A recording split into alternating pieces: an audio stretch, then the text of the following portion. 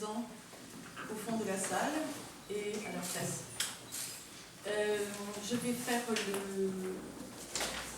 l'appel. Ministre Mavoine est présente. José Pedefous. Présent. Nicole Billou. Francis Land. Présent. Finalement, il n'y a pas de procuration. Nicole Dufaux. Présente. Michel Bill. Présent. Anne Chauvency. Présente. Joachim Costa est excusé et a donné procuration à Bruno Vermès. Bruno Vermès. Présent. Valérie Cazenave-Dimillier. Présente. Thierry Annette. Présent. Céline Lacoste est excusée, procuration à Mix Mavoine. Frédéric Lescudé. Présent. Jennifer d'Aragon devrait arriver. Nous allons voir. Pachi Elisèche est excusée, procuration à Thierry Annette. Angélique Mougin. Présente. Philippe Glorieux. Présent. Julie Champagne. Présente. Michael Barak. Présent. Merci. Donc, si le quorum est atteint, et il est largement atteint, là, je déclare la séance ouverte. Je propose de désigner pour secrétaire de séance Nicole Billou. Voilà, donc avant d'aborder les délibérations que vous avez reçues avec la convocation de ce conseil municipal, je vais faire un petit préambule sur les informations les plus essentielles et importantes depuis notre dernier conseil municipal. Je veux revenir sur l'incendie du bâtiment des locaux communaux.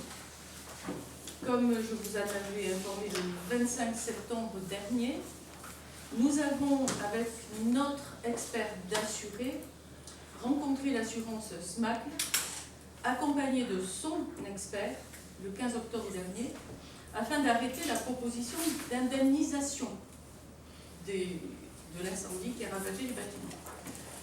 Le montant du remboursement du sinistre, au bout d'un an, une bonne année même de discussion, d'échanges et de terrain d'entente, le montant du remboursement du sinistre a été évalué par nos experts respectifs à la somme de 1 724 684 €. Donc, à partir de là, la SMAC nous a proposé un projet d'accord transactionnel.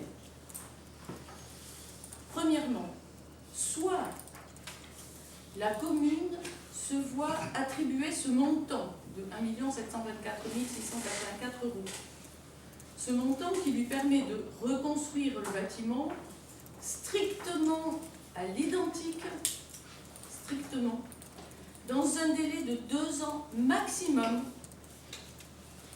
et récupérable sur justification des travaux par facture uniquement. Soit, deuxième possibilité, la commune se voit verser la somme de 1 586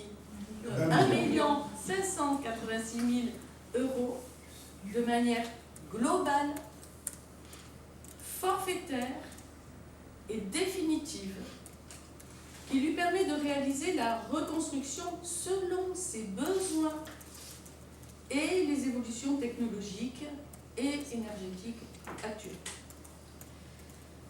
La différence entre les deux sommes correspond à la TVA applicable sur les travaux de reconstruction que la commune peut récupérer indirectement au travers de la subvention du FCTVA. Vous savez tous maintenant que c'est le fonds de compensation de la TVA. Alors, cette proposition, cette double proposition, je vous l'ai présentée à l'ensemble des élus du conseil municipal lors d'une commission générale qui s'est tenue le 3 novembre dernier, en présence de notre expert d'assuré et de notre expert technique de la PGL, au cours de laquelle, cette commission générale, au cours de laquelle l'unanimité des élus présents s'est arrêtée sur le choix numéro 2, à savoir le versement d'une somme de 1 586 000 € de manière globale, ce ce qui évite de devoir respecter les 2 années maximum et de se faire rembourser facture après facture, et puis de refaire tout absolument à l'identique. Donc, tout ça de manière globale, forfaitaire et définitive, afin de se laisser toute latitude dans la reconstruction du bâtiment. Compte tenu de la délégation de compétences que vous m'avez octroyée en matière d'assurance pour la durée du mandat, la décision finale m'appartient.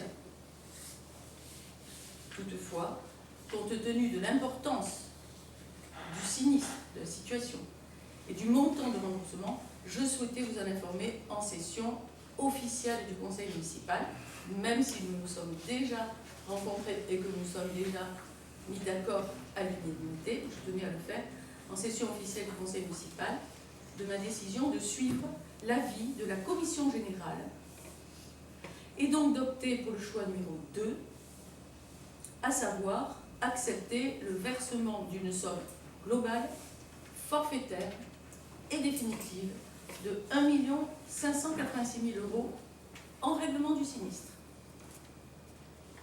Voilà, c'est une information.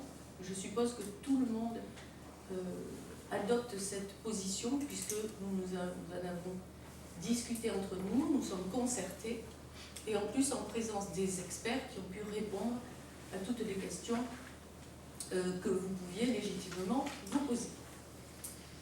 Voilà ce qui sera donc fait. Alors, deuxièmement, approbation du procès-verbal du conseil municipal du 25 septembre, que vous avez reçu avec la convocation et l'ordre du jour. Y a-t-il des oppositions, des abstentions? Il est adopté à l'unanimité. Le relevé des décisions que j'ai été amenée à prendre par délégation, encore, du conseil municipal depuis notre dernière réunion.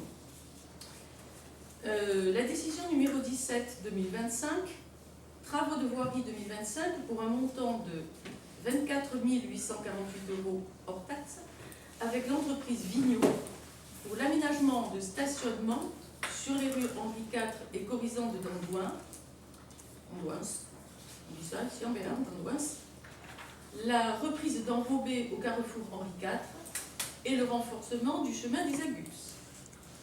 Décision numéro 18 2025, travaux de voirie 2025 pour un montant de 9 712,80 € hors taxe, avec l'entreprise Eiffage pour la réfection de l'enrobé de la rue de Bartou dans sa portion comprise entre la rue Jules Ferry et la rue Henri IV. Tous ces travaux de voirie ont été validés par la commission de travaux. Décision numéro 19-2025. Renouvellement du marché de confection et de livraison des repas en liaison froide avec la société publique locale Pau-Béarn Pyrénées Restauration, c'est-à-dire la cuisine centrale pour faire court, pour une période de 3 ans jusqu'au 31 décembre 2028. Pour mémoire, la commune est sociétaire de la SPL, la fameuse société publique locale, sociétaire de la SPL cuisine communautaire, ce qui la dispense de mettre en œuvre une procédure de marché public. Décision numéro 20-2025. Attribution pour une durée de 5 ans, à compter du 1er janvier 2026, du marché des assurances de la commune de Mazères-Bezons à SMACL Assurance, comme suit. Lot numéro 1, garantie multirisque, pour un montant de 19 477,44 €. Lot numéro 2, protection juridique, pour un montant de 623,70 €. Lot numéro 3, protection fonctionnelle, pour un montant de 168,47 €. Lot numéro 4, véhicule à moteur, pour un montant de 2 576,93 €. Lot numéro 5, auto-collaborateur, pour un montant de 608,12 €. Nous n'avons eu, et c'est de plus en plus fréquent, qu'une seule offre, celle de la compagnie d'assurance sortante, contre toute attente, avec la bonne surprise finalement, et cela malgré l'incendie qui est survenu en cours d'année, ce qui confirme la frilosité, en tout cas, elle fait connaître une seule offre, ce qui confirme la frilosité grandissante des compagnies d'assurance à assurer les collectivités locales et qui n'est guère rassurante pour l'avenir. Enfin, nous sommes épargnés, nous avons des contrats d'assurance quand d'autres communes n'en ont pas. C'est vraiment terrible. Ils font comment dans ce cas-là?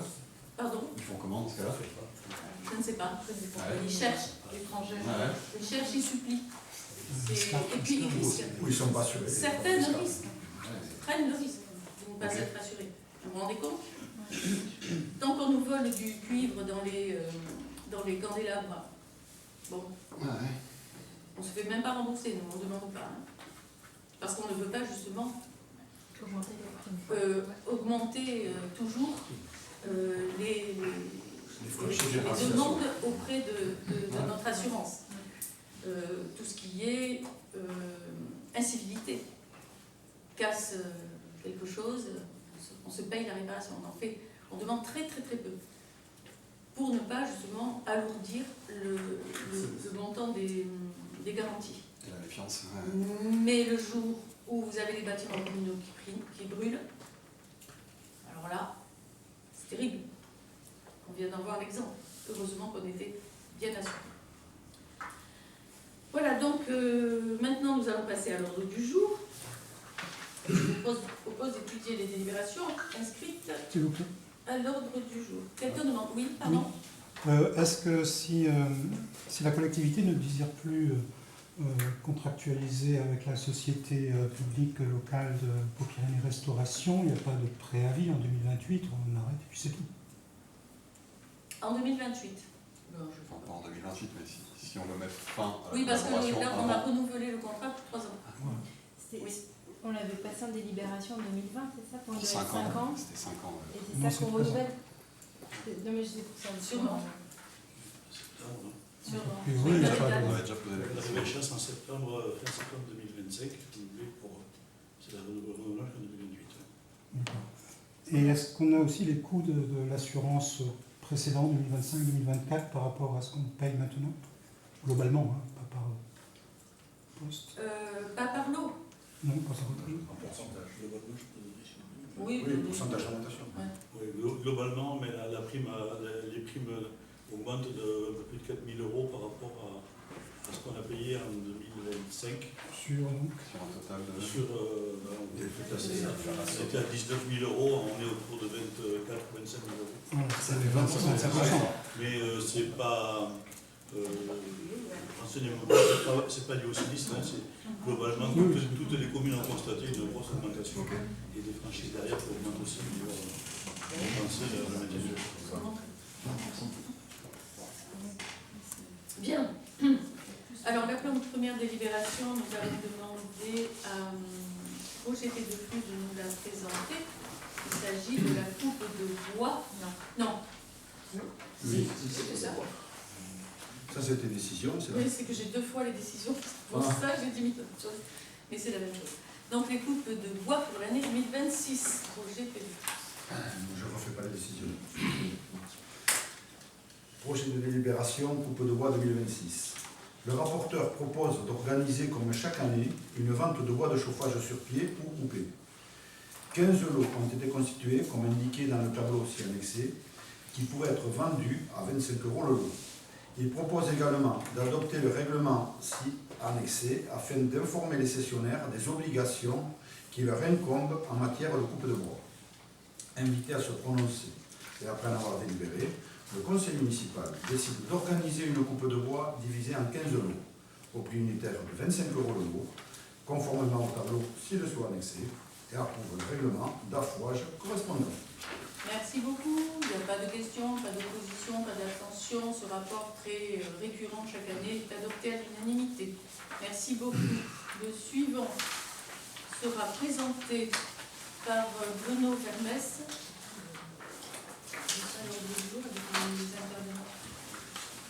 Alors Bruno Vermès va nous présenter la décision modificative budgétaire 03-2025.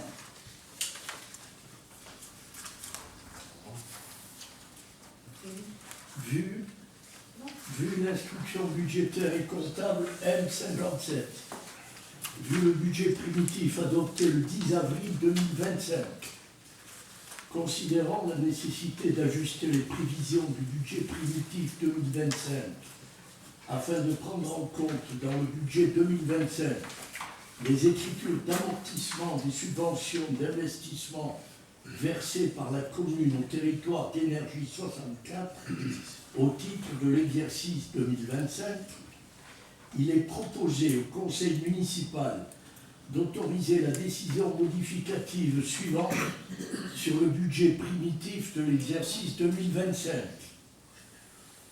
Selon le tableau qui nous est présenté, il s'agit d'imputer une écriture de moins 29 000 € au chapitre 23 des dépenses de fonctionnement, équilibrée par une écriture de plus 29 000 € à l'article 6811 du chapitre 042 des dépenses de fonctionnement.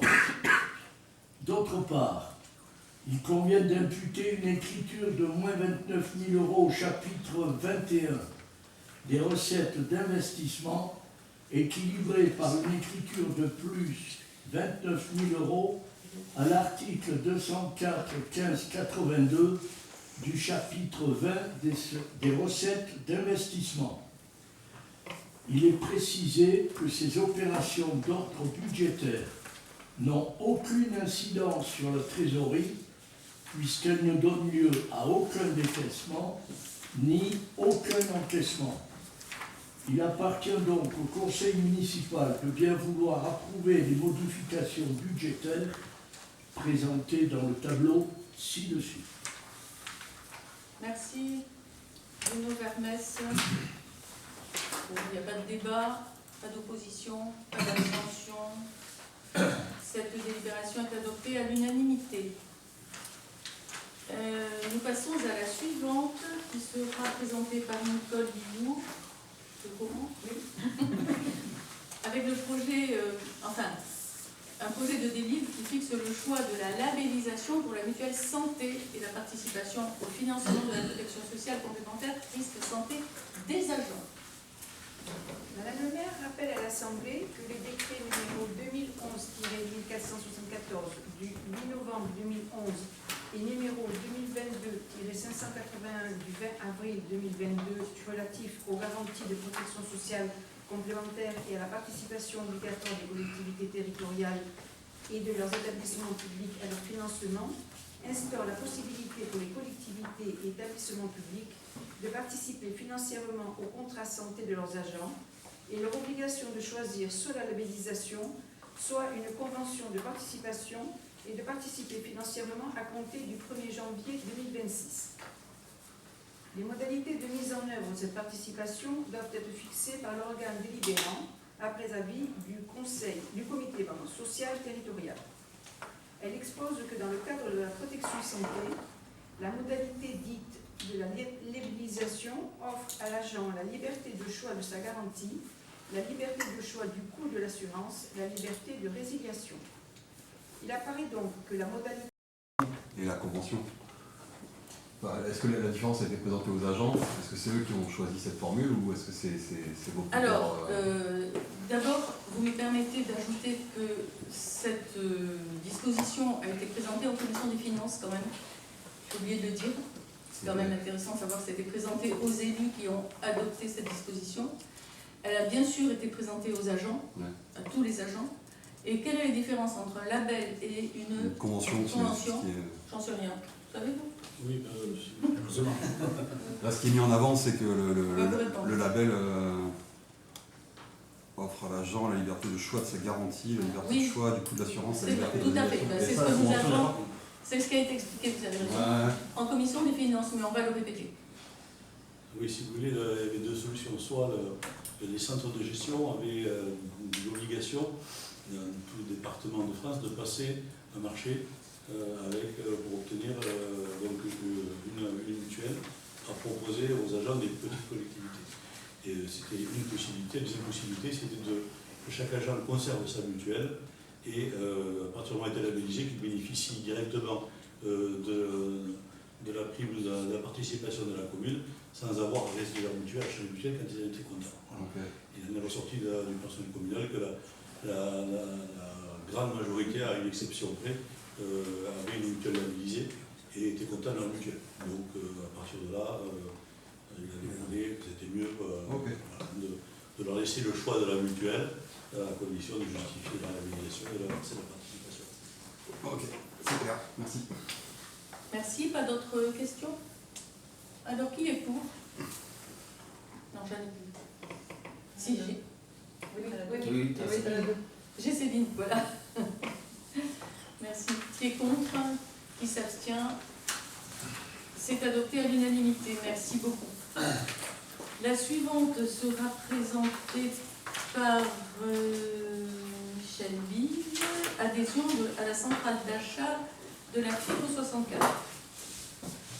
Alors, contexte. Le maire informe à l'Assemblée de l'école que l'école primaire bénéficie depuis plusieurs années maintenant d'un espace numérique de travail, ENT, qui permet aux enseignants de travailler de manière dématérialisée avec les élèves et de communiquer avec les parents.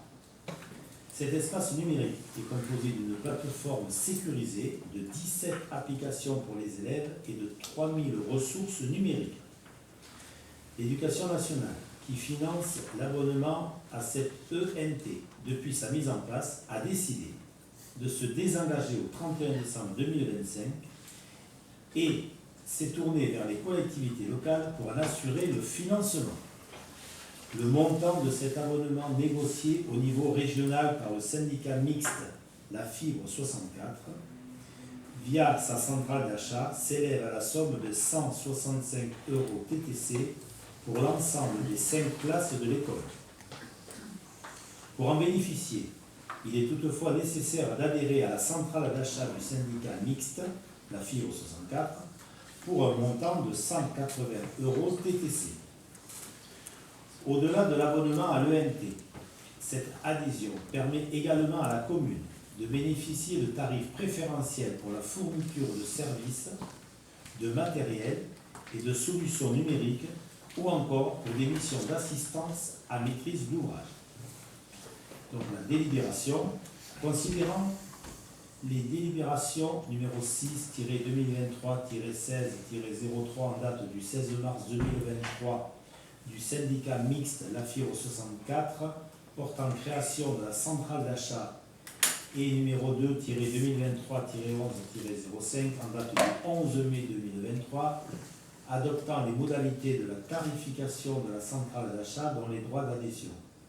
Considérant les articles L 1210-1 et suivants et L 2113-2 du Code de la commande publique, vu le Code général des collectivités territoriales, par délibération en date du 16 mars 2023, le syndicat mixte La Fibre 64 a décidé de proposer un dispositif de service d'achat centralisé, appelé aussi centrale d'achat, aux acheteurs qui le souhaitent, détenant la qualité d'acheteur au sens de l'article L 1210-1 et suivant du Code de la commande publique et ayant leur siège social au sein du département des Pyrénées-Atlantiques. Ce véhicule juridique permet de mieux répondre aux enjeux de simplification de l'acte d'achat, de sécurisation juridique, d'optimisation des dépenses, de facilitation de l'accès des collectivités territoriales et des établissements publics aux solutions dématérialisées et de promotion du numérique. La centrale d'achat exerce, conformément à l'article L.2113-2 du Code de la commande publique, les activités de grossiste et les activités d'intermédiaire suivant les services proposés. La commune reste libre de recourir ou non à la centrale d'achat pour tout ou partie de ses besoins à venir. Une convention annexée à la présente permet à la commune d'avoir recours au service d'achat centralisé proposé par le syndicat mixte La Fibre 64, agissant en tant que centrale d'achat. Il s'agit pour La Fibre 64 de répondre aux besoins de notre collectivité en matière de travaux, de services, ou de fourniture dans le domaine du numérique et des communications électroniques. Ces services consistent notamment en la fourniture de services de matériel et de solutions numériques, des missions d'assistance à maîtrise d'ouvrage, en ayant recours aux prestations de services d'achat centralisés proposés par les centrales d'achat, accès à un contrat conclu ou à conclure, la commune est, conformément à l'article L. 2113-4 du Code de la commande publique, considérée comme ayant respecté ses obligations de publicité et de mise en concurrence au titre de la réglementation applicable au marché public. Toutefois, la commune demeure responsable du respect des dispositions du Code de la commande publique pour les opérations de passation ou d'exécution du marché public dont nous nous chargeons. La signature de la présente convention n'emporte pas obligation pour la commune de recourir à la centrale d'achat pour tout nouveau besoin. La commune s'engage à exécuter le ou les contrats conclus par la centrale d'achat et auxquels elle a accès conformément à leur stipulation. Il est donc proposé au conseil municipal, après en avoir délibéré, d'adhérer à la centrale d'achat de la fibre 64, d'autoriser Madame le maire à signer la convention d'adhésion présentée en annexe de la présente délibération. Merci beaucoup, Michel. C'était long, mais c'était important pour détailler tous les enjeux de cette délibération qui avait été également passée en commission. Pas de questions? Questions? Oui, est-ce que vous avez étudié d'autres services, d'autres possibilités? Puisqu'il y en existe. Hein, que la fibre 64. Oui, que l'ENT, c'est dommage. Oui. Il y a des Open ENT qui existent, et entre autres la région pour les lycées prennent ce service-là. Open ENT s'appelle. Et les Open communes ENT. de l'agglo prennent celui-là.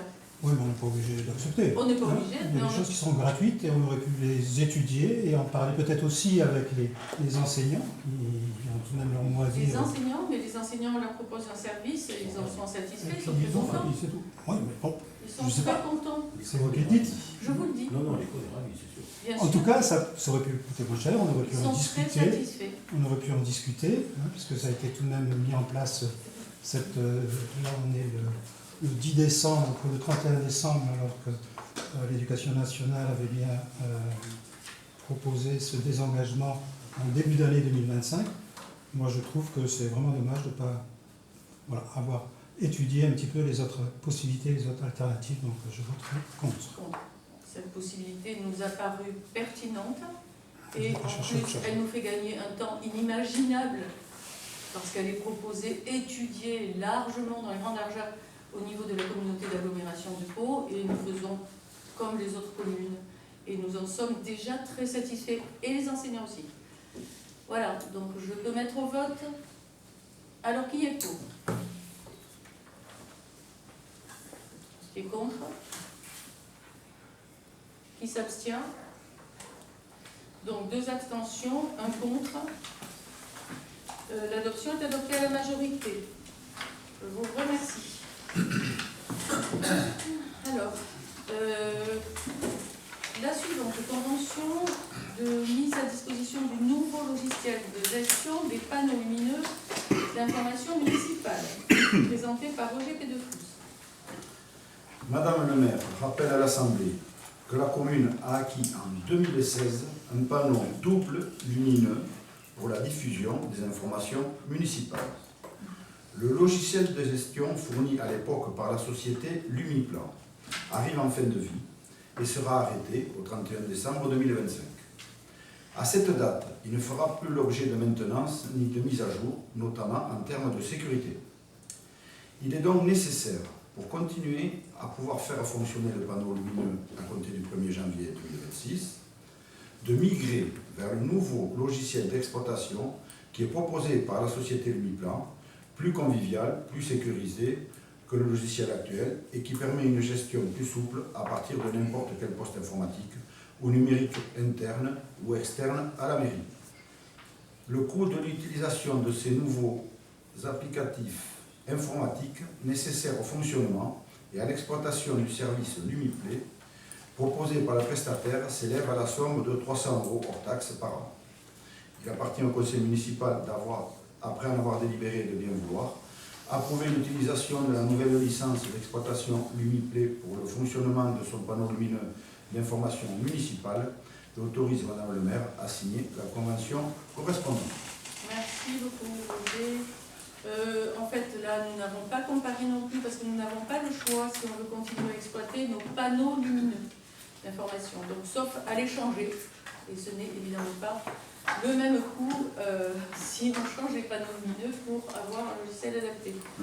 Donc, pas de comparaison avec de Les parce que c'est double face, sinon ce sont des le.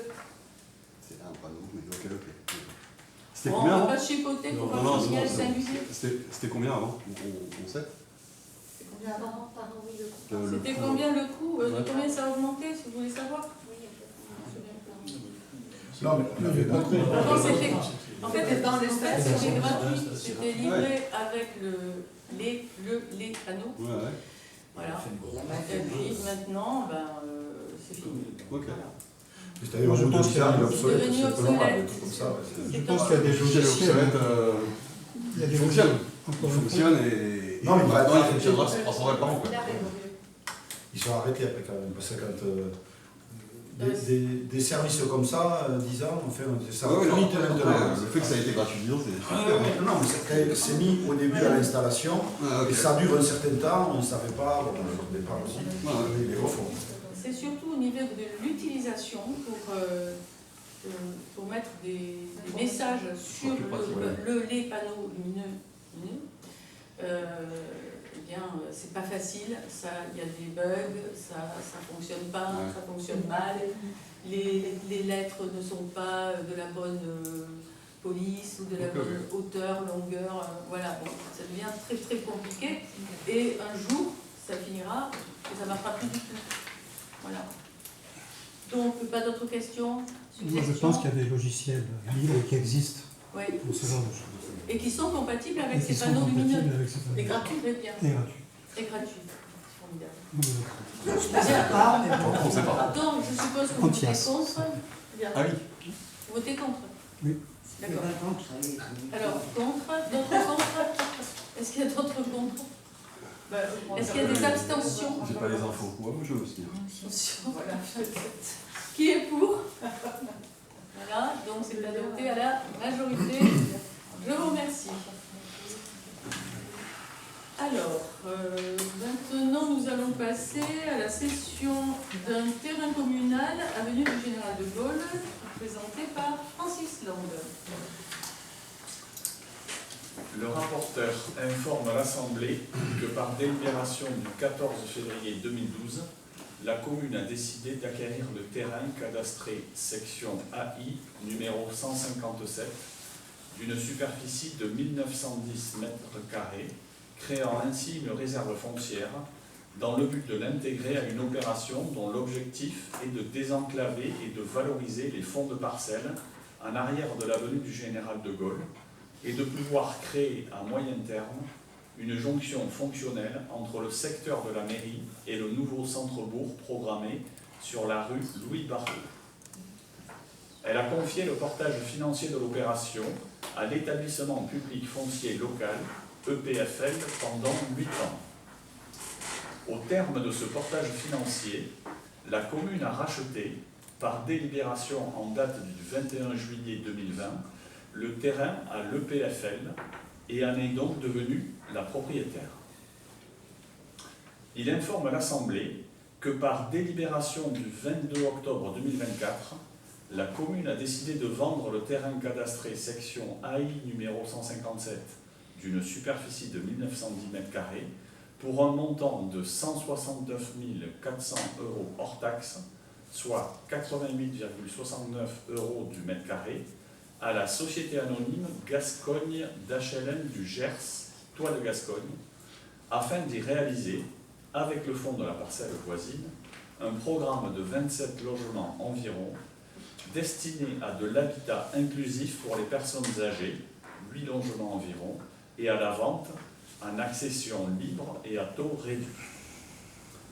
Suite à une étude hydraulique réalisée par le syndicat mixte du bassin du Gave de Pau, les parcelles concernées par l'opération ont été identifiées comme inondables, engendrant des contraintes techniques importantes, notamment la surélévation des bâtiments et la diminution de la surface habitable du projet.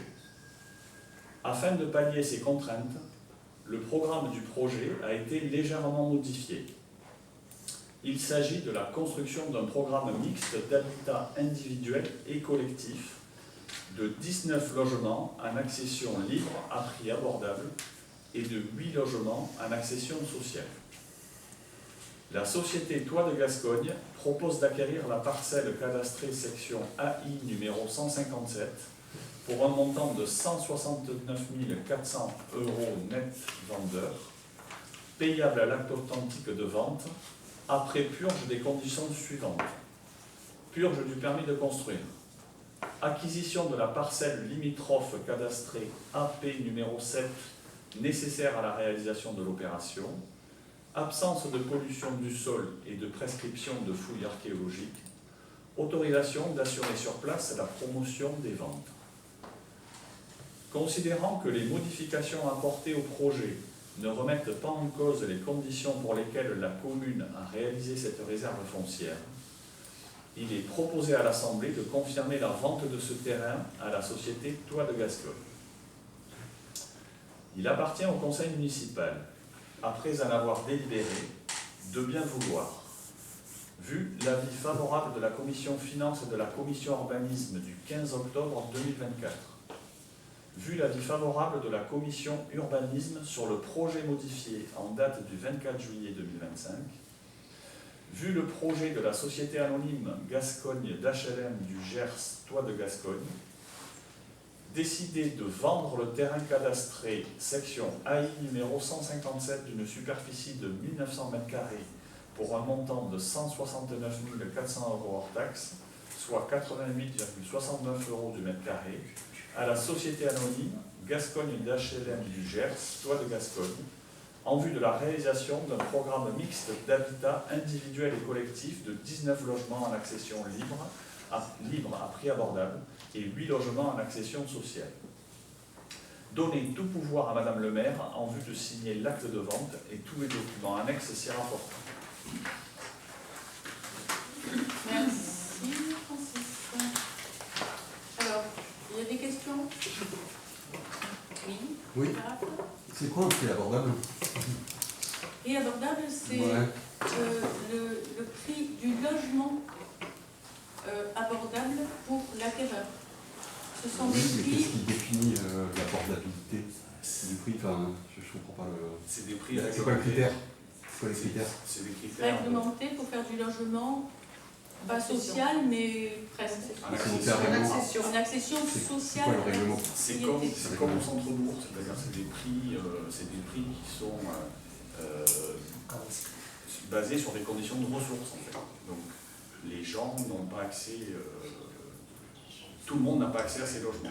C'est fait quand même pour des gens. Ce sont des prix qui sont réservés Voilà. pour des personnes qui ont des ressources dont les faibles, revenus ou qui ne pourraient pas acheter du neuf. sont moins importants que d'autres qui pourraient se payer le même logement à un prix du marché.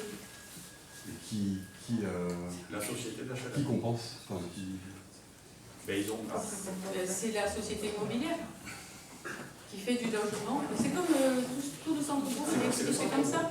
C'est la même chose. Oui, mais je veux dire, il n'y a pas de société immobilière qui dit, bon, C'est- pour ces dans ces leur maisons-là, programme, c'est bon, mais- on Mais si, fait l'impasse sur la marque. C'est les sociétés HLM, c'est pas un promoteur classique qui va chercher à faire du cash ou à faire du bénéfice. C'est sur le permis des logements qu'il va vendre. Voilà. Ils ont des aides de l'État et Ok, donc c'est bien compensé quand même.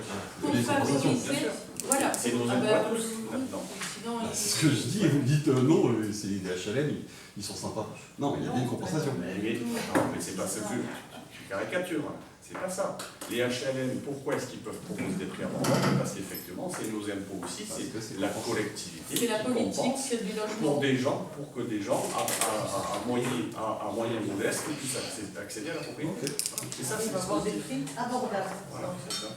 Donc, Abordable, c'est quand même très flou, mais en fait, je vois. Ouais, c'est le même principe c'est le même principe que les HLM ou les loyers. Ouais, Là, je vois, c'est de l'accession sociale à la propriété. Pourquoi social? Bah, pour le souligner, parce que je ne sais pas faire sur le reste. Ok.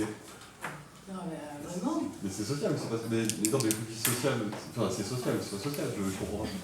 C'est de l'accession sociale à la propriété. Voilà, c'était pour souligner que c'était pas de l'accession à la propriété, mais de l'accession sociale à la propriété. Pour souligner le mot. Ok. C'est mal. Pardon? C'est mal. Il faut pas. De faire des guillemets? Ouais. Non, c'est pas mal. Non, mais il y a des fois où c'est un peu. C'est difficile à comprendre. Je suis désolée de mal expliquer. Ouais, je suis désolé de pas comprendre. par la loi pour que des gens avec des revenus modestes puissent accéder à la propriété. Ouais. Et à côté, il y aura du vrai social. 8 logements, où là, ça sera carrément du logement social.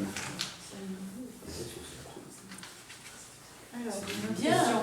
Est-ce qu'il y a d'autres questions? Oui.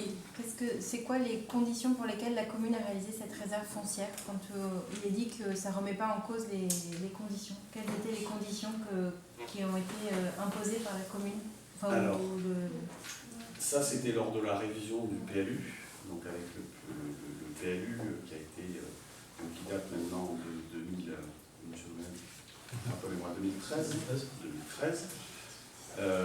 Tous les terrains du centre de cette zone-là avaient été identifiés comme les terrains à densifier en premier, entre guillemets, pour éviter l'étalement urbain et éviter de faire des lotissements un peu partout, de limiter les espaces autour. Donc le but du jeu, c'était effectivement, avec ces 2 parcelles-là, de créer une continuité avec le lotissement Lousteau, qui est déjà construit. Donc en fait, sur notre parcelle qui nous appartient et qu'on vend, elle va être en liaison avec l'autre parcelle d'un privé pour pouvoir faire enclavé, donc ça permet de désenclaver aussi ces parcelles-là, pour faire une opération globale qui sera à terme reliée avec Lousteau, puisqu'il y a un embryon de voie, on l'a vu sur le plan de masse quand on a vu tout ça en commission d'urbanisme, et tout ça, ça fait une continuité aussi vers le centre-bourg, qui est maintenant sorti de terre. Voilà.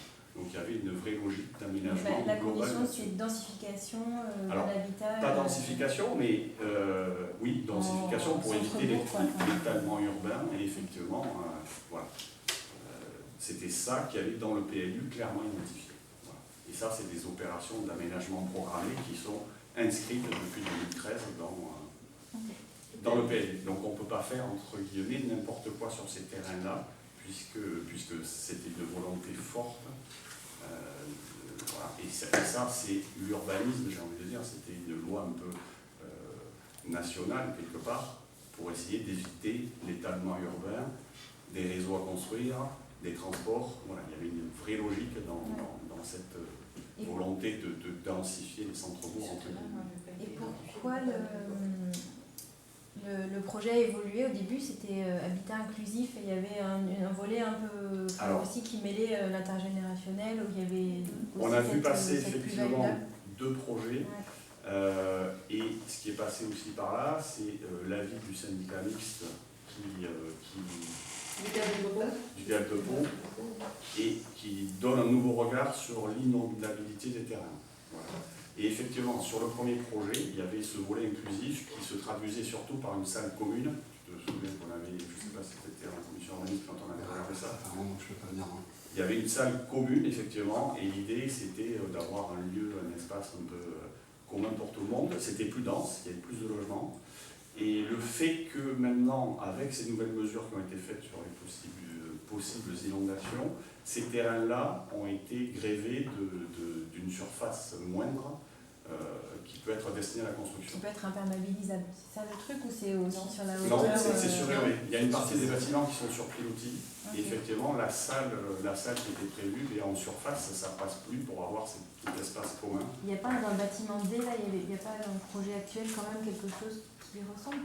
De mémoire. Moi j'ai cru voir en regardant les plans. Ouais, de mémoire, on n'a plus d'espace commun. C'est un pilotis. Par contre, il y a un bâtiment qui est effectivement surélevé. Effectivement, là, il y a un espace libre. Voilà, on pourrait peut-être. Cet espace-là, pour l'instant, il n'a pas été identifié comme. Il faut qu'il reste libre pour l'écoulement des eaux. Il faut le laisser vivre et les habitants s'en empareront pour en faire un espace pour eux. Mais ça a été la condition de bon, ils se sont adaptés effectivement en diminuant de la surface. Voilà. Aux contraintes, aux nouvelles contraintes. Et il n'y a pas de cas où l'inondabilité fait que c'est plus constructible? Parce que je ne comprends pas moi, de s'engager dans des constructions sur des terrains déclarés inondables. Alors ce n'est pas la même chose que le PPRI. Ce sont des zones humides. Voilà, exactement. Il faut distinguer cette classification de ces terrains, qui est nouvelle depuis quelques mois, avec les ça remet pas en zones, cause le projet. les zones de PPRI. Alors, si vous regardez la carte, vous prenez une parcelle, vous allez voir qu'il y a des zones dans ce cas-là, celui dont on parle, qui sont un peu bleues, mais ce n'est pas entièrement avec de l'inondabilité, pas partout. Donc, il est autorisé de construire sur les zones qui ne sont pas bleues, bleu qui symbolise l'eau en quelque sorte. On peut construire à côté. On peut un peu déborder sur la zone bleue à condition de ne pas construire au sol, mais d'être sur pilotis. Mais ça n'a rien à voir avec les zones de PPRI. Là, en zone rouge PPRI, il est interdit de construire, quoi que ce soit. C'est pas la même chose. Enfin, on est passé de non inondable à un peu inondable. Les conditions climatiques font que ça risque de passer en rouge bien Je pense probablement pas, mais bientôt. bon, Et on construit quand même. mais parce qu'on construit sur la partie constructible. Mais il faut Oui, regarder constructible les cartes aujourd'hui, et tout ça. mais elle était constructible hier. Non, Elle est avant- inondable aujourd'hui. Non, Elle est pas parce Et qu'avant, la situation va pas aller s'améliorer. non. Avant, C'est elle pas n'était du pas identifiée comme telle parce qu'il n'y avait pas ces études-là. Elle Oui. n'existait pas. Mais- Ce sont des nouvelles On études est d'accord. qui passent partout. Peut-être que chez vous, c'est inondable. Mais oui, Peut-être. moi c'est construit déjà. Moi je parle de faire des Oui. nouveaux projets. Et là aussi, c'est construit tout autour. Hein. Oui. Et la Mais on zone va pas- bleue, elle passe ici, partout. Voilà. Donc, Mais de là à implanter mais de le- nouveaux projets, c'est zone une autre humide. histoire. c'est pas de l'inondabilité de rivières, de gaves, de choses comme ça. Voilà. Le PPRI, c'était le gave qui sortait, qui inondait tout, qui voilà. Ouais. Là, c'est tous les affluents maintenant qui sont pris en compte, puisque le syndicat il a changé, il prend tous les affluents en compte. Les affluents, là c'est un petit canal, un ancien canal d'irrigation Une rigole. qui envoie de l'eau. Voilà, c'est un canal, ouais, un Une canal rigole à ciel ouvert, qui n'a plus Donc, d'eau. qui ramènera de l'eau quand il y a beaucoup de pluie ou comme ça, il évacue. Et ça peut faire de l'expansion tout autour. C'est pas de l'inondabilité, quoi. Je dis c'est de l'expansion. Donc il y a un peu d'eau qui va, oui, c'est classé comme ça parce que c'est l'administration. C'est classé comme ça. Donc ce qu'il y a, c'est que l'eau elle peut monter un peu, donc ils ne veulent pas tirer les pieds dans l'eau. Donc tu mets un petit pilotis pour qu'elle passe dessous et puis ça va. Oui, mais on parle d'aujourd'hui. Oui, c'est bien comment ça. Le canal, on ne va pas le creuser comme ça. Je me renseigne, voilà, on va proposer. Si vous demandez pas de. Je suis certain de vous convaincre. Il y a d'autres questions.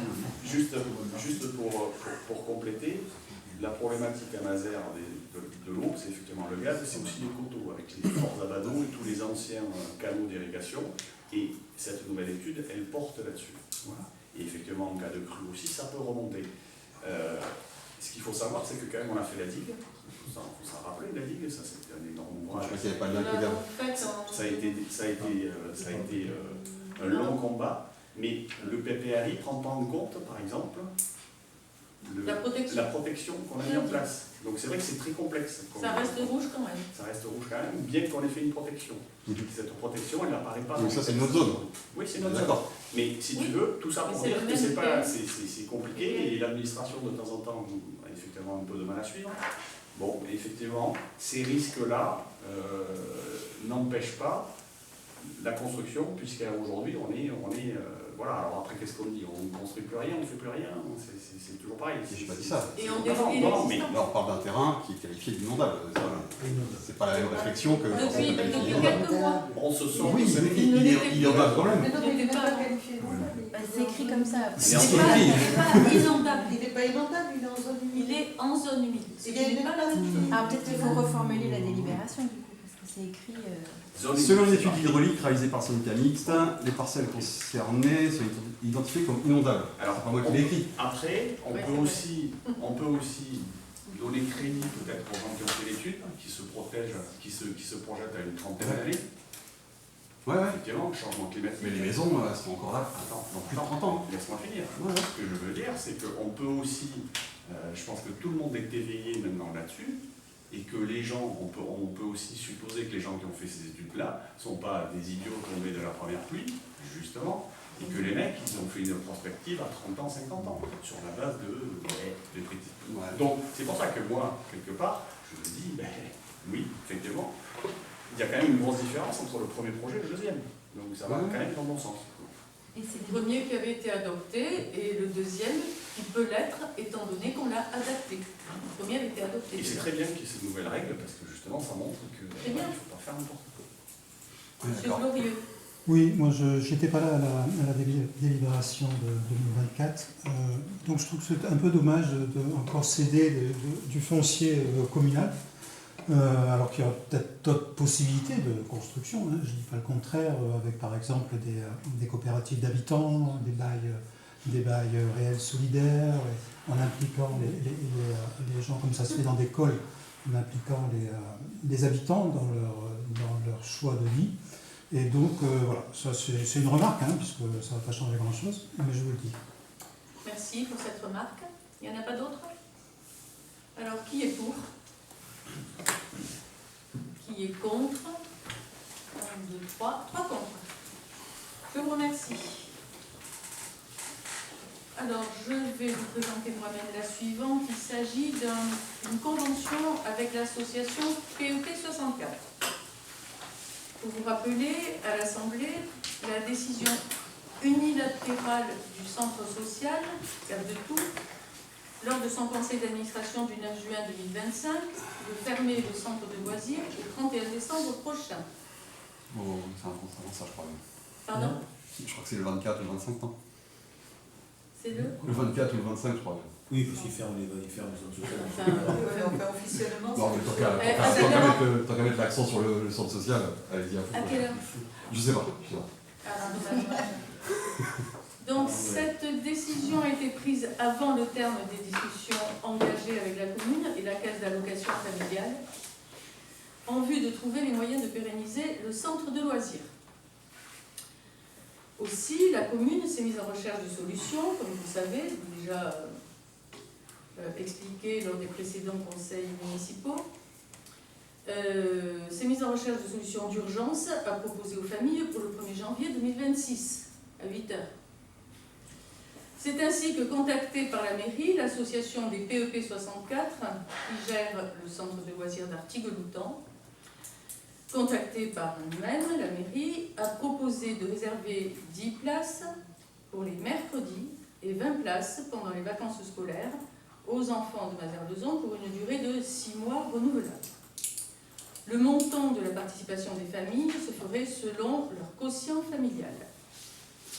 Et vous avez joint à la délibération un tableau qui présente les conditions financières des PEP 64 d'Artigues-Loutan.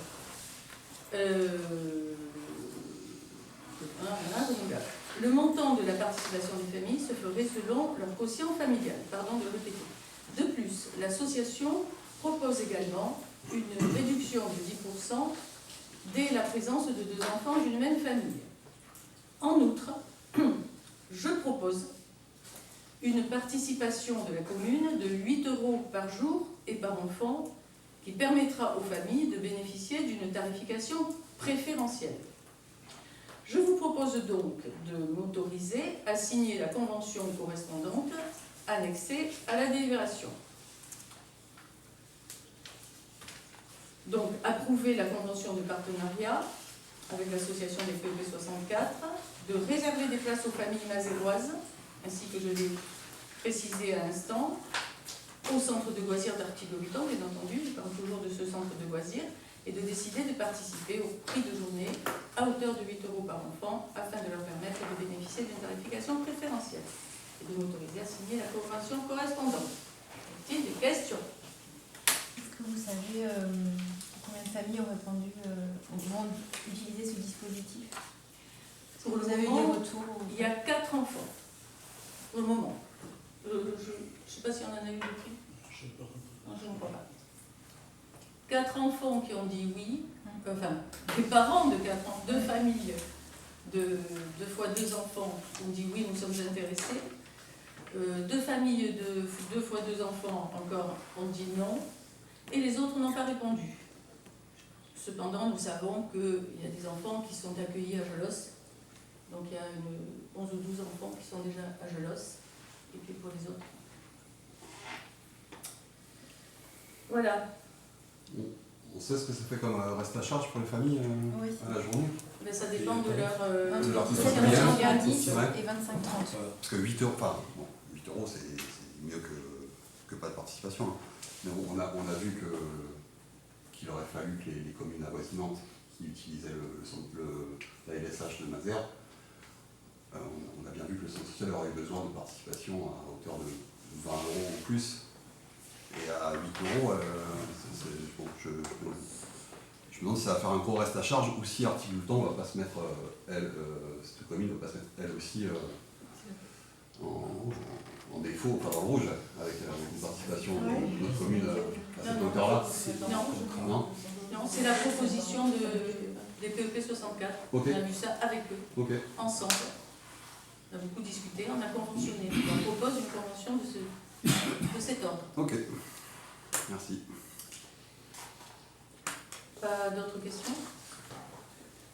Alors je soumets au vote. Qui est pour? Qui est contre? Qui s'abstient? Adopté à l'unanimité. Je vous remercie.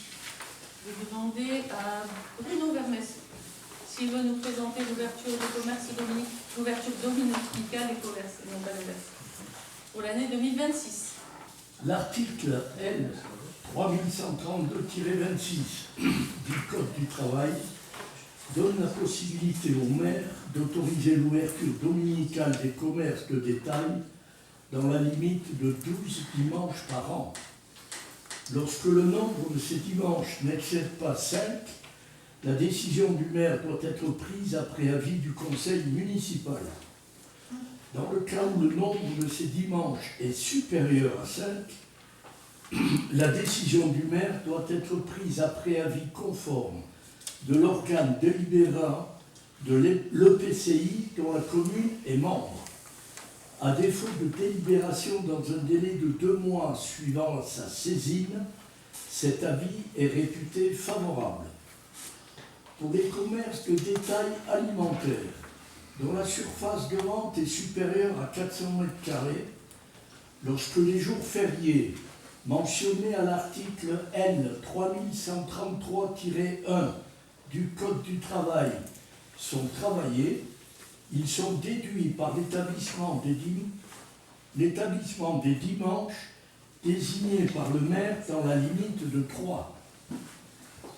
Le Code du travail prévoit dans son article L 3132-7 que seuls les salariés volontaires puissent travailler le dimanche et que chaque salarié privé du repos dominical perçoive une rémunération au moins égale au double de la rémunération due pour une durée équivalente et un repos compensateur équivalent en temps.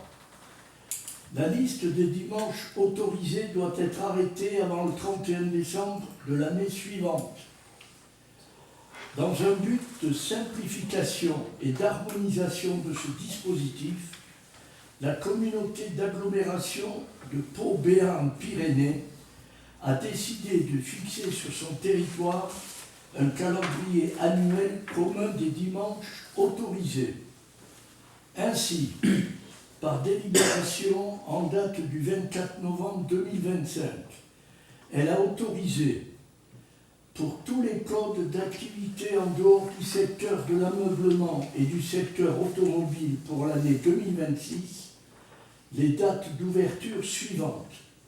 Les dimanches 11 janvier, 1er mars, 31 mai, 28 juin, 30 août, 1er et 29 novembre, ainsi que les 6, 13, 20 et 27 décembre. Pour les commerces de détail du secteur automobile, les dimanches 18 janvier, 15 mars, 14 juin, 13 septembre et 11 octobre. Il est donc proposé au conseil municipal d'émettre un avis favorable sur les dates proposées par la CAPBP pour l'année 2026 sur toute demande d'ouverture dominicale qui serait formulée aux dates arrêtées dans ce calendrier. Invité à se prononcer après en avoir délibéré, le conseil municipal émet un avis favorable sur le calendrier adopté par la CAPBP pour l'année 2026, émet un avis favorable sur toute demande d'ouverture dominicale qui serait formulée aux dates arrêtées dans le calendrier 2026 de la CAPBP. Merci beaucoup. Y a-t-il des questions, des remarques? Il n'y en a pas. Qui est pour? Qui s'abstient? Qui est contre? Deux. C'est deux. Deux abstentions. Oui, deux abstentions. Merci. Deux. Contre, pardon. Deux contre. Alors, vous avez... Très bien, pardon, Thierry. Alors, présentation suivante, convention action Cœur de Ville, avenant numéro 4. Présenté par Francis Land. Le programme national Action Cœur de Ville, dont la ville de Pau et la communauté d'agglomération Pau-Béarn-Pyrénées sont bénéficiaires depuis 2018, a été étendu lors de sa deuxième phase au quartier de la Gare. Le périmètre d'intervention d'Action Cœur de Ville et de l'opération de revitalisation de territoire a été étendu en janvier 2024 au secteur de projet Rive du Gave, dont une partie est située sur la commune de Mazarlezon. Il est proposé de compléter, par voie d'avenant, le programme d'action avec 7 opérations permettant de poursuivre le projet de dynamisation Action Cœur de Ville, Pau, capitale humaine. Parmi les opérations figure la nouvelle opération d'amélioration de l'habitat, la réhabilitation de l'immeuble historique des Galeries Lafayette ou encore l'aménagement durable d'espaces publics. Le montant prévisionnel de dépenses est de 54,2 millions d'euros. Les partenaires financiers du programme décideront du montant de leur engagement financier selon leurs règles propres. Il vous appartient de bien vouloir, après en avoir délibéré, autoriser Madame le maire à signer l'avenant de projet numéro 4 à la convention cadre pluriannuelle Action Cœur de Ville, opération de revitalisation du territoire et tous les documents y afférents. Merci. Comme cela a été présenté en commission urbanisme, je suppose. Y a-t-il des questions? Pas des questions, une remarque, encore une fois. Alors, l'enfer est pavé de bonnes intentions, je pense. Pardon, je n'ai pas compris. L'enfer est pavé de bonnes intentions. En regardant, donc, les intentions sont bonnes, bien évidemment, mais en regardant de près, au niveau écologie, au niveau climatique, il n'y a vraiment pas grand-chose, même si en préambule on en parle, parce que je pense que c'est une obligation suivant la stratégie neutralité carbone 2040. Alors moi je me suis tout de même amusé sur l'annexe, les fiches thématiques, bon c'est à la frontière de Mazères, c'est pas vraiment chez nous, il n'empêche que Pau nous intéresse, hein, on y va tous les jours pour beaucoup d'entre nous. Sur le mot, il y a 2 fois le mot climatique, 0 pour l'écologie réchauffement une fois, et encore, je ne sais pas trop. Voilà, donc ça m'a l'air un peu du greenwashing. Voilà, je trouve que... Alors, ça peut être bien aussi, des fois on le voit, on le pressent, mais par contre, sur les indicateurs, vous avez des indicateurs à la fin de chaque fiche, c'est des indicateurs quantitatifs et pas qualitatifs, et on aurait pu mettre sur les demandes d'indicateurs d'avoir cette notion-là. Voilà ce que je voulais dire. D'accord. Merci beaucoup. C'est Nicole, non? D'accord. Alors, tu veux poser une question? Non, pas du tout. Pas d'autres remarques, pas de questions. Alors je soumets au vote qui est pour. Contre. Abstention. Un contre. Monsieur Glory. Bien, alors ensuite nous avons l'avis sur le projet de plan partenarial de gestion de la demande de logement. Nicole Guillou va nous le présenter. Projet de libération numéro 50 de 2025, avis sur le projet de plan partenarial de gestion de la demande de logement social et d'information des demandeurs. PPGD 2026-2031. Conformément à la loi ALUR du 24 mars 2014, la communauté d'agglomération Pau-Béarn des Pyrénées s'est dotée d'un plan partenarial de gestion de la demande de logement social et d'information des demandeurs, approuvé le 28 mars 2019 pour une durée de 6 ans. Après en avoir délibéré le 19 décembre 2024, la communauté d'agglomération Pau-Béarn-Pyrénées s'est engagée dans l'élaboration de nouveaux plans pour la période 2026-2031. L'actuel plan ayant été prorogé jusqu'au 31 décembre 2025. Cette élaboration s'est faite en associant les bailleurs sociaux, les communes, Action Logement et l'État lors d'ateliers réalisés par la CAPVP. Ils ont permis de faire le bilan de la mise en œuvre du premier plan, de dégager des pistes d'action et de partager le contenu du nouveau plan. Les enjeux du PPGDID 2026-2031 portés par la CAPVP sont de simplifier les démarches des demandeurs, améliorer l'information dispensée aux demandeurs, gérer les demandes de façon partagée à l'échelon intercommunal dans le cadre d'une politique intercommunale et partenariale des attributions, mobiliser des ménages plus aisés et peu présents dans le parc social afin d'élargir le profil des demandeurs et locataires pouvant améliorer l'équilibre de peuplement au sein du parc HLM et la mixité sociale. Pour répondre à ces enjeux, les principales mesures du plan sont les suivantes. Actualiser et améliorer l'organisation du service d'accueil et d'information des demandeurs, consolider et harmoniser les informations délivrées aux demandeurs, déployer des actions en direction des ménages porteurs de mixité sociale, consolider le dispositif de gestion partagée, outils IM au web, reconduire les mobilités locales d'enregistrement de la demande, mettre en œuvre et évaluer les dispositifs de cotation de la demande, favoriser les parcours résidentiels au sein de parcs HLM et contribuer aux orientations de peuplement fixées dans la Convention intercommunale d'attribution, CIA. Et mener, si besoin, une réflexion sur les situations de demandeurs dites complexes et sur leur examen en lien avec les actions du plan départemental d'accès au logement et à l'hébergement des personnes défavorisées. Le plan a une durée de 6 ans. Il fera l'objet de bilans intermédiaires. Le projet de plan a été transmis pour avis à la conférence intercommunale du logement qui a donné un avis favorable le 1er octobre 2025 ainsi qu'à l'ensemble des communes de l'agglomération et au préfet des Pyrénées-Atlantiques.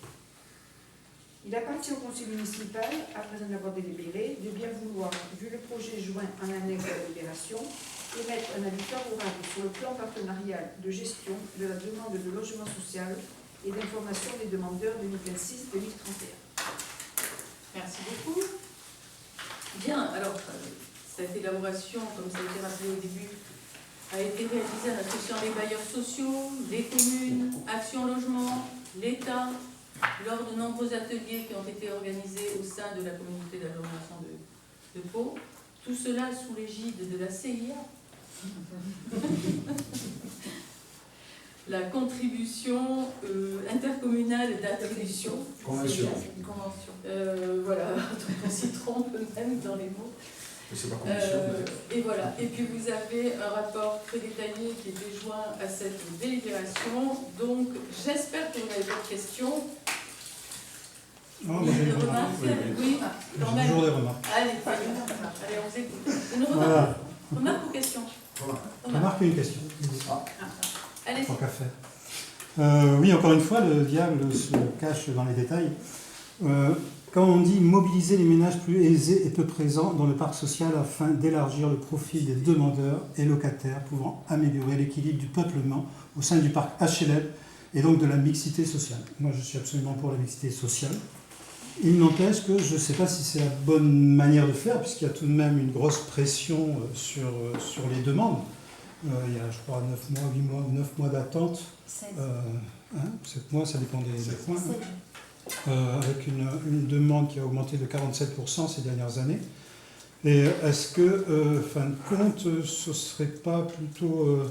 en fin de compte, cette ouverture aux foyers un peu plus aisés va encore agrandir la pression sur ces logements-là. Est-ce que ce serait pas plutôt faire accéder à ces familles un peu plus comment dirais-je, en difficulté à aller vivre dans des quartiers où il y a une concentration de familles un peu plus aisées. Et après, on pourra faire... C'est pas abordable là-bas. Je crois que ce qu'il faut entendre, c'est que les familles plus aisées, elles ne sont pas aisées, en fait.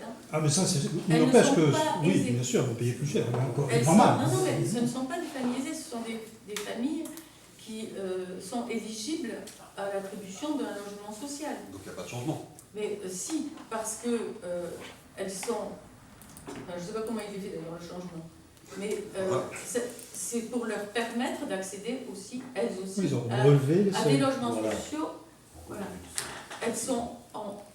Je ne vais pas dire en haut, mais elles sont... Ils ont relevé... Dans Donc, le c'est bien- barème, donc il y a c'est bien le mécanisme qui parle. Le Et changer ce de sont des familles très modestes. C'est dans le barème. Il n'en reste pas moins, ce sont des familles très modestes. Voilà. Mais que les plus Mais- modestes auront moins de place quand même. Voilà. Aujourd'hui, elles n'ont Mécaniquement. pas de place. Et donc, Et le donc on fait va de donner à veiller ceux qui ont à sont moins dans la leur difficulté. attribuer des places, ça permet de générer cette mixité sociale possible également. Voilà. C'est pas ce que vous dites, puisque a priori c'est plus que des familles dans le besoin. Il n'y a pas de mixité alors.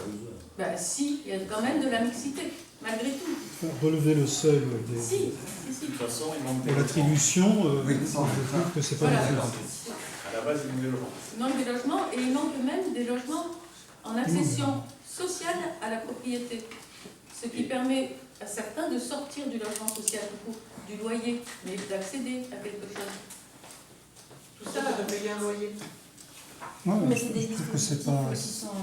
Enfin, cette Ça va accession sociale à la propriété, c'est effectivement des outils dont tu parles, Philippe, pour Ça- aussi décaler un peu Ça va de les. pair, ça permet Enfin, aux voilà. gens qui ont un peu plus d'accéder plus facilement à la propriété.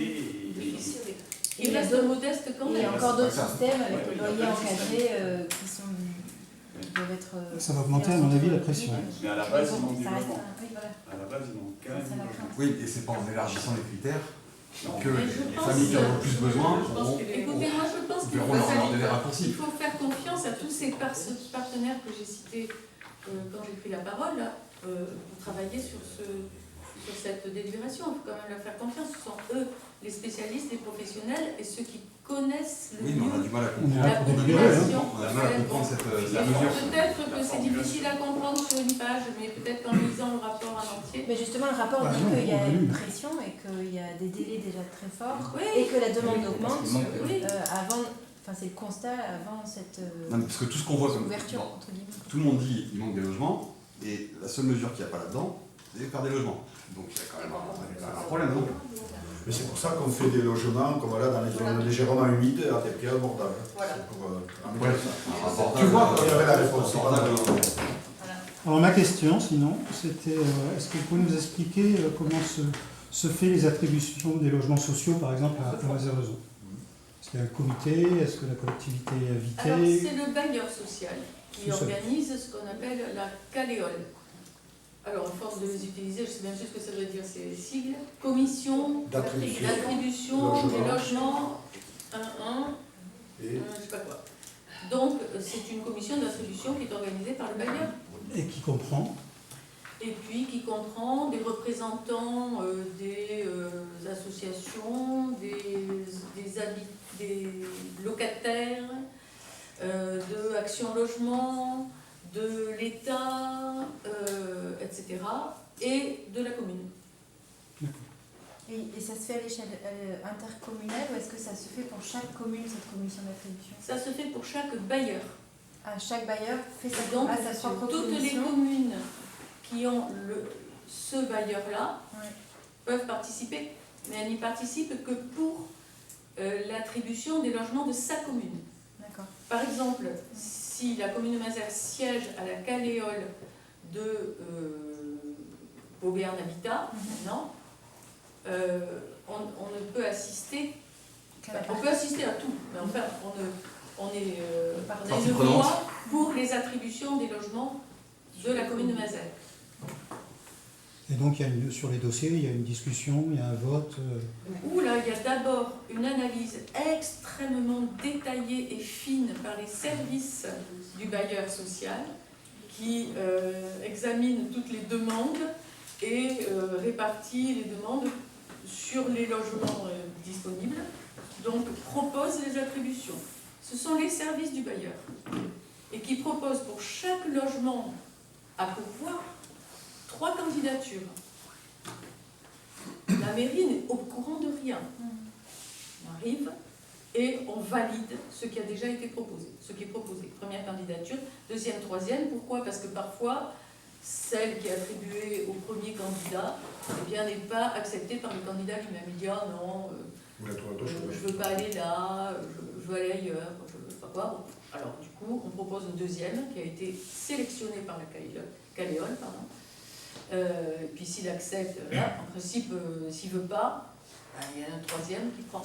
Oui, la commune est juste présente alors, pour prendre en compte la décision du bailleur, c'est ça? Oui. Ouais. Elle Il y a donne pas son avis quand même. Pardon?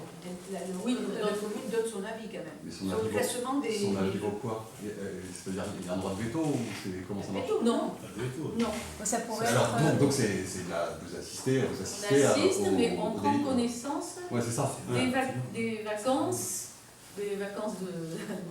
d'appartements, des personnes qui posent une candidature, et puis du 1, 2, 3, le premier, deuxième, troisième.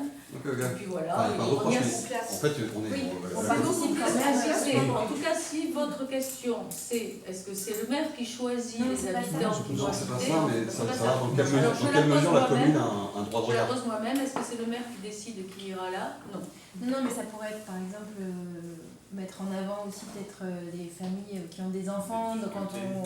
Alors on le enfin, fait ça ça, pourrait être Tout le monde des est leaders de la commune.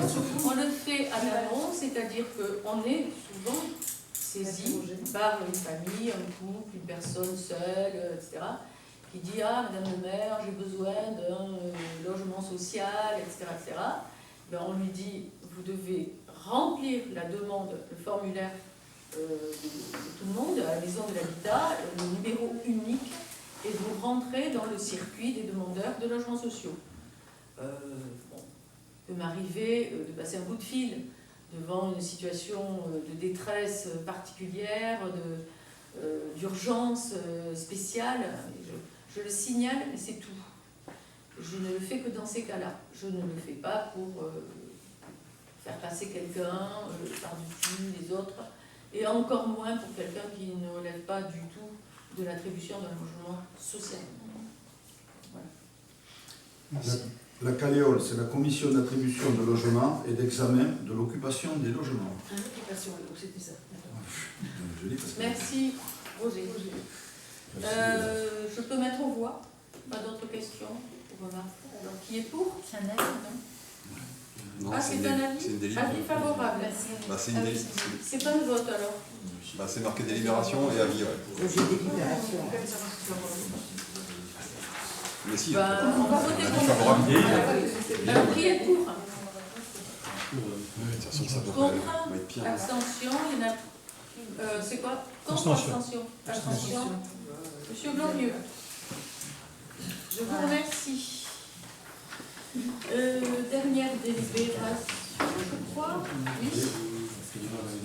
Frédéric Lescudet va nous présenter le rapport annuel 2024 sur la qualité du service public de l'eau. Rapport sur le prix et la qualité du service public de l'eau pour l'année 2024. Le rapporteur rappelle à l'Assemblée que l'article D 2224-3 du Code général des collectivités territoriales relatif au rapport annuel sur le prix et la qualité des services publics de l'eau potable et de l'assainissement précise notamment que le conseil municipal de chaque commune adhérent à un établissement public de coopération intercommunale est destinataire du rapport annuel adopté par cet établissement. Lorsque la commune a transféré sa compétence en matière d'eau potable à un établissement public de coopération intercommunale, le maire présente au conseil municipal, au plus tard dans les 12 mois qui suivent la clôture de l'exercice concerné, le rapport annuel qu'il aura reçu de l'établissement. Le syndicat mixte de l'eau potable, SNEP, de la région de Jurançon a transmis à la commune son rapport annuel 2024. Le conseil municipal prend acte de la présentation du rapport 2024 sur le prix et la qualité du service public de l'eau potable du syndicat mixte de l'eau potable SNEP de la région de Jurançon. Merci. Pas de remarques? Pas de questions? Les votes, qui est pour? Il n'y a pas de délibération. On prend acte du rapport. Oh, excusez-moi. J'arrive sur le mieux. Une remarque, c'est j'ai trouvé qu'il y avait beaucoup de documents assez volumineux pour ce conseil municipal. Et si parfois les délais, les documents, on pourrait les avoir un peu en amont. Pour avoir le temps d'en prendre connaissance. Alors là c'est un avis, mais moi je trouve ça intéressant de parcourir ce rapport, et là j'avoue que j'ai pas pu. Sur un week-end, c'était court. Le vendredi. Qu'est-ce qu'on a reçu? Alors, ouais. Plutôt d'envoyer tout en paquet, peut-être, c'est dans le fonctionnement, moi je trouvais ça plus fluide si parfois on pouvait avoir ça. C'est vrai, on y veillera. Merci. C'est une remarque légitime. Ouais, mais... Bien. Alors j'ai fait voter ou pas du coup? Il y a Non, pas c'est de le vote. vote. Très bien, je vous remercie. Oui. Il y avait une question. Merci.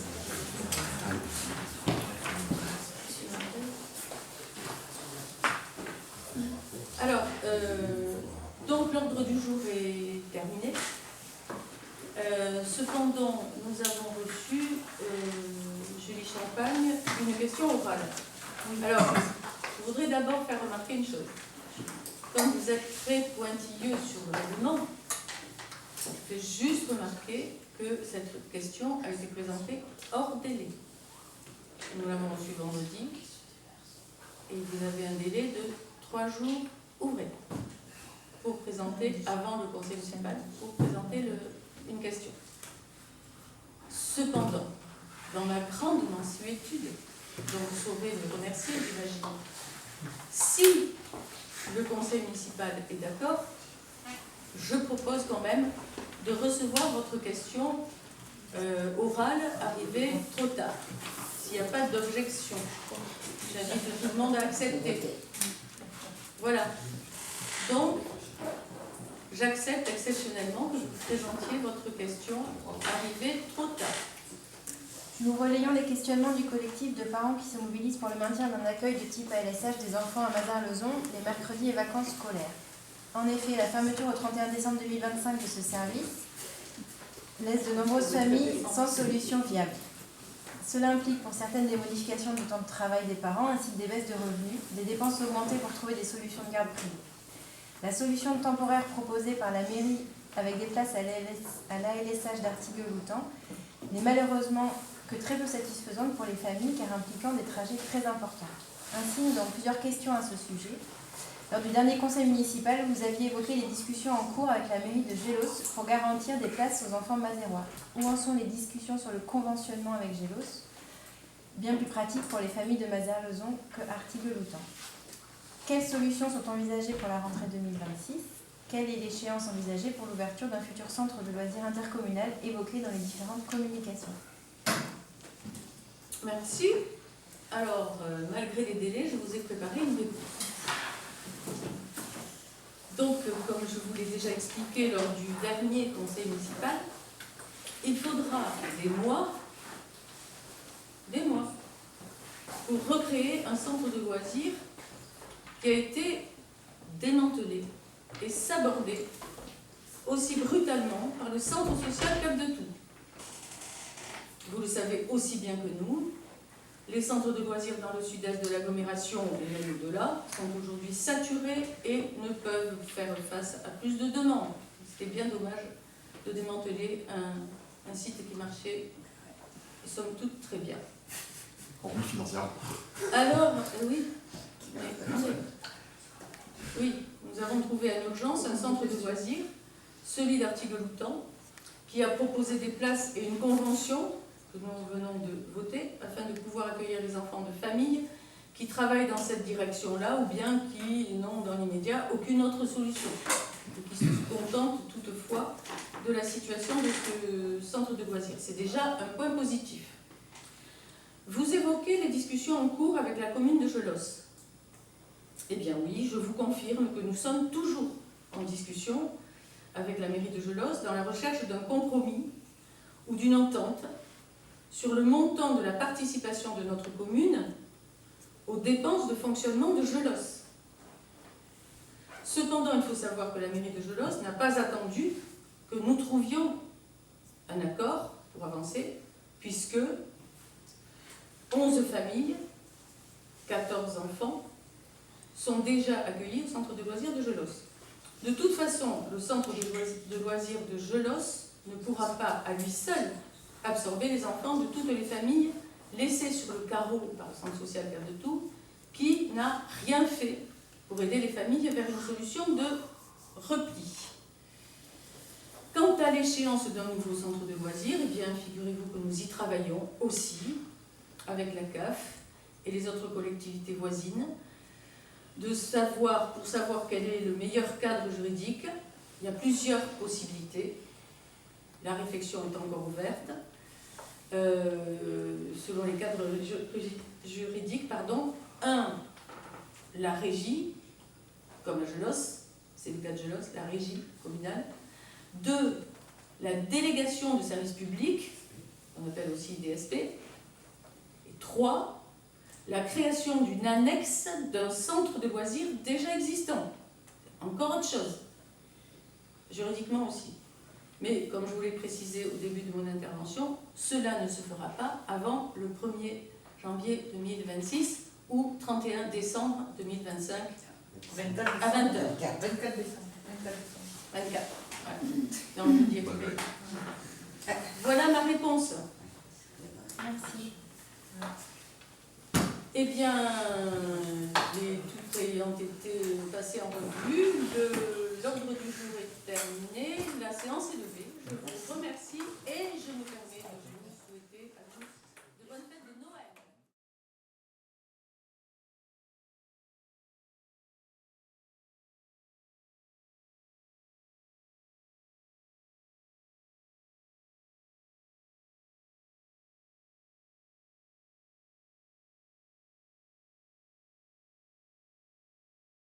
Voilà.